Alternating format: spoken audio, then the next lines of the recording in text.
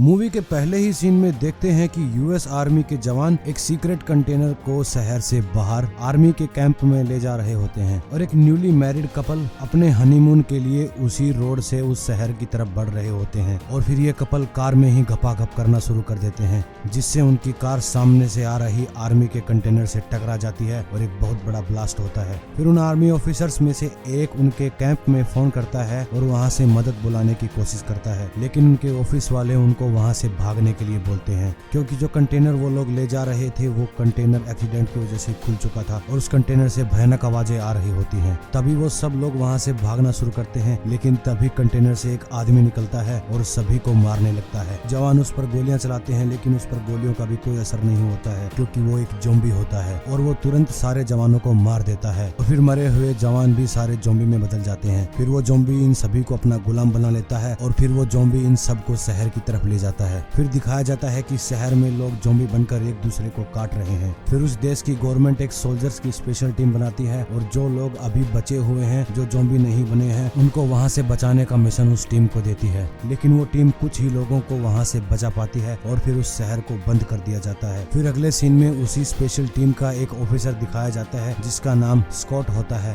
और अब वो आर्मी छोड़कर एक रेस्टोरेंट चला रहा होता है। फिर एक दिन स्कॉट के रेस्टोरेंट में एक कसिनो माफिया आता है और वो कहता है कि इस शहर में उसके एक कसिनो में $200 मिलियन रखे हुए हैं और अगर स्कॉट उसकी टीम के साथ जाकर उसके पैसे ले आएगा तो वो उसको $50 मिलियन देगा। फिर उस कसिनो माफिया का एक बंदा स्कॉट को मैप देता है जिसमें उसके कसिनो में घुसने का ब्लूप्रिंट होता है। फिर अगले सीन में हमें स्कॉट की बेटी दिखाई देती है जो कि उस शहर से बाहर बने कैंप में रहती है और वहाँ पर वो अपनी एक दोस्त से मिलती है जो अपने 2 बच्चों के साथ वहाँ पर रह रही होती है। फिर उसकी दोस्त कहती है कि वो शहर के अंदर जाएंगे और वहाँ से कुछ पैसे चुरा कर ले आएंगे, क्योंकि उस शहर में अब कोई जिंदा नहीं है, बस उस शहर में ज़ॉम्बीज रहते हैं। फिर वहाँ पर कैंप का एक सिक्योरिटी गार्ड आता है और वो इन दोनों लड़कियों के साथ बदतमीजी करता है और इन दोनों लड़कियों को उस शहर में ना जाने की वार्निंग देता है। फिर एक फ्लैशबैक का सीन दिखाते हैं जिसमें स्कॉट अपनी ही पत्नी को मार देता है अपनी बेटी के आगे, क्योंकि उसकी पत्नी एक ज़ॉम्बी में बदल चुकी होती है और तभी से स्कॉट की बेटी स्कॉट को उसकी माँ का कातिल समझती है और वो इसीलिए अपने पापा के साथ नहीं रहती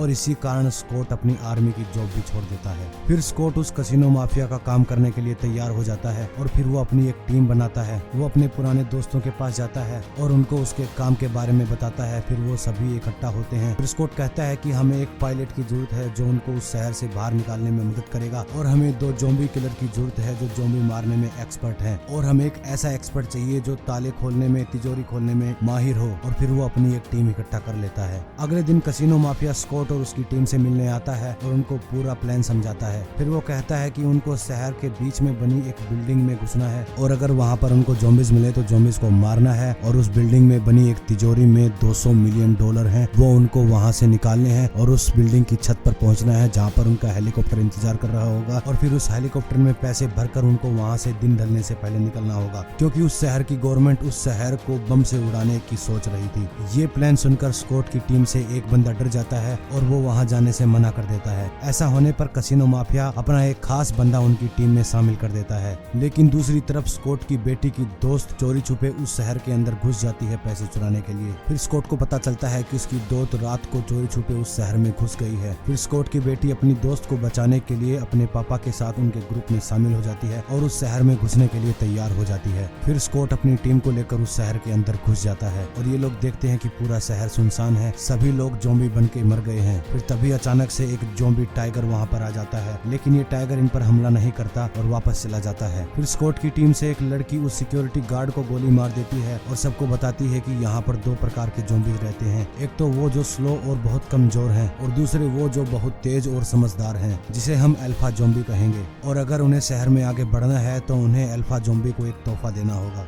जो कि ये सिक्योरिटी गार्ड है। फिर गोली की आवाज सुनकर वहाँ पर अल्फा क्वीन ज़ॉम्बी आ जाती है और उस क्वीन ज़ॉम्बी को देखकर सब हैरान रह जाते हैं। फिर वो ज़ॉम्बी उस सिक्योरिटी गार्ड को उन सबके आगे से वहाँ से ले जाता है और कोई कुछ नहीं करता। तो दूसरे सीन में हमें वही अल्फा ज़ॉम्बी दिखाते हैं जो इस फिल्म की शुरुआत में हमें दिखाया जाता है और अब ये अल्फा ज़ॉम्बी इन सभी ज़ॉम्बीज का किंग है। फिर स्कॉट की टीम शहर में आगे बढ़ती है और उस बिल्डिंग में पहुंच जाते हैं, लेकिन वो पूरी बिल्डिंग स्लो ज़ॉम्बी से भरी हुई होती है। फिर वो लोग धीरे धीरे करके स्लो ज़ॉम्बीज के नीचे से निकल के उस बिल्डिंग में आगे बढ़ते हैं, लेकिन तभी कसिनो माफिया का एक आदमी खुद को बचाने के लिए कोर्ट की टीम से एक लड़की को ज़ॉम्बीज के हवाले कर देता है और खुद वहाँ से बच के निकल जाता है। दूसरी तरफ हेलीकॉप्टर की पायलट हेलीकॉप्टर में फ्यूल भर रही होती है और उनके आने का इंतजार करती है। उधर स्कॉट अपनी बेटी के साथ जनरेटर ऑन करने के लिए बिल्डिंग के बाहर जाता है और अपनी बेटी से बात करने की कोशिश करता है क्योंकि उसकी बेटी उससे नाराज है, और फिर वो जनरेटर को ऑन कर देता है और पूरी बिल्डिंग में रोशनी हो जाती है। उधर स्कॉट की टीम उस तिजोरी के पास पहुंच जाती है और वो वहां पर देखते हैं कि उनसे पहले भी एक टीम वहां पर इस तिजोरी को खोलने के लिए आई हुई थी और वो पूरी टीम वहां पर मरी हुई थी।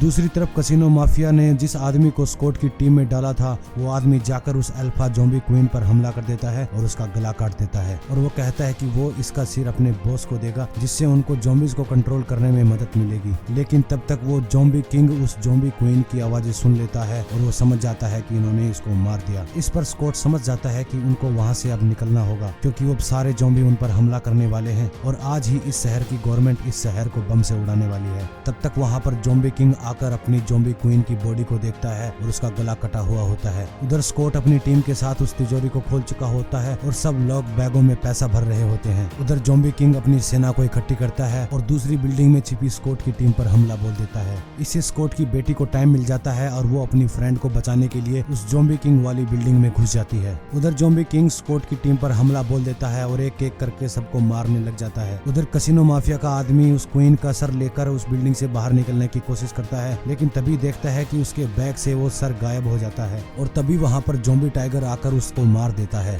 उधर स्कॉट के दो दोस्त ज़ॉम्बी किंग से लड़ रहे होते हैं और एक दोस्त दूसरे दोस्त को तिजोरी में धक्का देकर तिजोरी को बंद कर देता है। उधर स्कॉट अपने दोस्तों के साथ ज़ॉम्बी से लड़ रहा होता है, तभी बहुत सारे ज़ॉम्बीज वहाँ पर आ जाते हैं। उनमें से स्कॉट का एक दोस्त पूरी टीम को बचाने के लिए खुद को ज़ॉम्बीज के हवाले कर देता है और खुद को एक्सप्लोजिव से उड़ा लेता है ताकि उनको भागने का मौका मिल जाए। दूसरी तरफ देखते हैं कि स्कॉट की बेटी उसकी फ्रेंड को बचाने के लिए बिल्डिंग में पहुंच जाती है और उसको ढूंढ लेती है, लेकिन तभी वहां पर एक ज़ॉम्बी आ जाता है और उन पर हमला करने की कोशिश करता है। दूसरी तरफ स्कॉट अपनी एक फ्रेंड के साथ हेलीकॉप्टर के पास पहुंच जाता है और उनके पीछे पीछे वो ज़ॉम्बी किंग भी हेलीकॉप्टर के पास आ जाता है। फिर स्कॉट की दोस्त अपने बैग में हाथ डालती है और उस ज़ॉम्बी क्वीन का सर बाहर निकालती है और उस पर गन तान लेती है और स्कॉट को वहां से निकलने को कहती है, लेकिन तभी अचानक ज़ॉम्बी किंग उसकी दोस्त पर हमला कर देता है और उसे भाले से मार देता है, लेकिन उसके दोस्त के हाथों से वो ज़ॉम्बी क्वीन का सर नीचे गिर जाता है और वो फूट जाता है। फिर स्कॉट हेलीकॉप्टर के पायलट को कहता है कि वो हेलीकॉप्टर को उस बिल्डिंग पर ले जाए जहाँ पर उसकी बेटी फंसी हुई है। वो पायलट ऐसा ही करती है। फिर स्कॉट उस बिल्डिंग के अंदर जाता है अपनी बेटी को बचाने के लिए, लेकिन तभी वहाँ ज़ॉम्बी किंग भी पहुंच जाता है, लेकिन स्कॉट उसको रॉकेट लॉन्चर से उड़ा देता है और उन सबको वहाँ से भागने का मौका मिल जाता है और वो हेलीकॉप्टर के पास पहुंच जाते हैं और उस शहर से निकल ही रहे होते हैं कि तभी वहाँ पर ज़ॉम्बी किंग आ जाता है और उनके हेलीकॉप्टर में घुस जाता है और स्कॉट पर हमला कर देता है। लेकिन तभी उस शहर की गवर्नमेंट उस शहर पर न्यूक्लियर अटैक कर देती है और तभी वो ज़ॉम्बी किंग स्कॉट को काट लेता है, लेकिन स्कॉट भी ज़ॉम्बी किंग को गोली मारकर उसका सर उड़ा देता है और इनका हेलीकॉप्टर भी क्रैश हो जाता है।